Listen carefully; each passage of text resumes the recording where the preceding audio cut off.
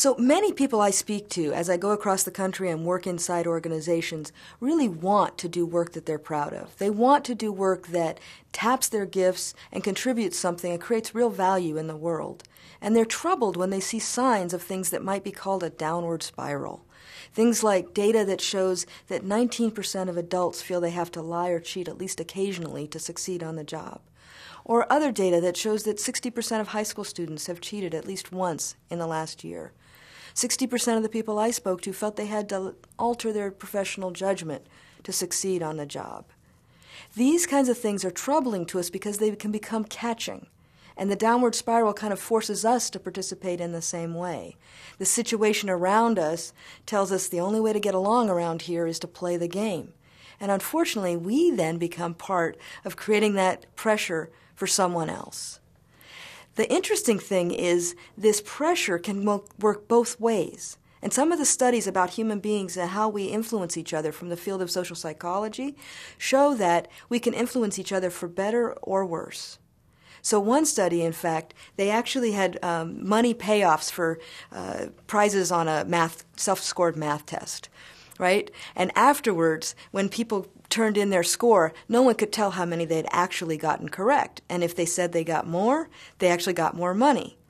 Well, when they did this, 64% of the people cheated. These were students in MBA schools at 3 or 4 different schools. 64% cheated by a little bit. Then when they used poker chips to pay them and they walked across the hall to get money, the amount of cheating, basically people cheated by a little bit more, right? Very interesting. Situational influences tipped them into cheating.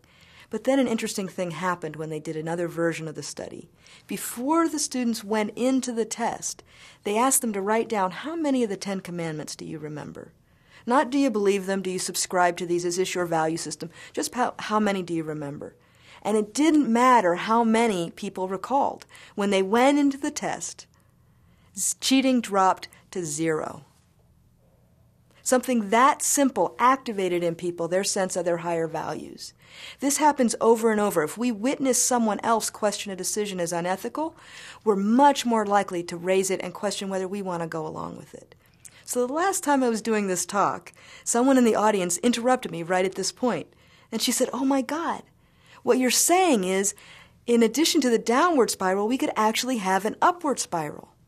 We could actually be influencing each other, not just to try a new technology, but actually to be better people." And how would that work? What are the things that help each other actually live up to our higher values? And there are several examples of this in practice, starting right now.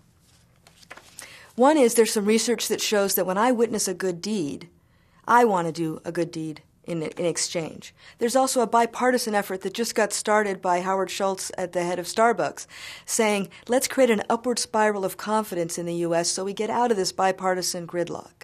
In former Soviet countries, they actually prepared themselves for democracy by helping each other be a little bit more like citizens, even in a totalitarian state. And what they did was rather funny. It's kind of a unilateral generosity that helps in this case. For example, there was one time when Václav Havel, one of the dissidents, was in a car being followed by the state police, and they were on a mountain road that was icy.